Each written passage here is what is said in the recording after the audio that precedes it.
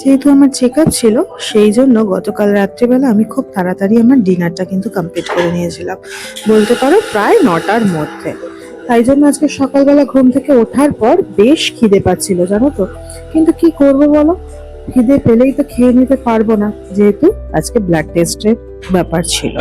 তো যাই হোক, আমি 8টার মধ্যে পৌঁছে গেছিলাম আমার চেক আপ সেন্টারে, আর কমপ্লিট হয়ে গেছিল সব চেক আপ উইদিন 9:15 to 9:20-র মধ্যে। আর আমি যেখানে সল্টলেকে এসেছিলাম চেক আপ করাতে, তার একদম কাছে ছিল এই আউট অ্যান্ড বিয়ন্ড।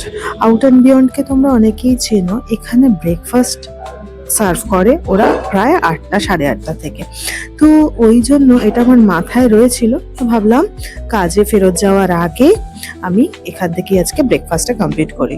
তো এসে এনভায়রনমেন্টটা তো খুবই ভালো, ওদের অ্যাম্বিয়েন্সের সাথে কোনো কথা হবে না, ওরা অ্যাম্বিয়েন্স নিয়ে কোনো কম্প্রোমাইজও করে না। তাই ভাবলাম চলো তোমাদের সাথে একটু শেয়ার করি, অনেকদিন পর এলাম।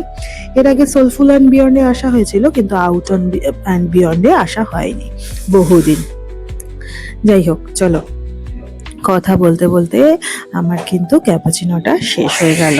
আর আমি জানো আজকে একটা ইংলিশ ব্রেকফাস্ট অর্ডার করেছিলাম এখানে, সেটা কিন্তু দুর্দান্ত একটা প্ল্যাটারে ওরা সার্ভ করেছিল। আর খেতে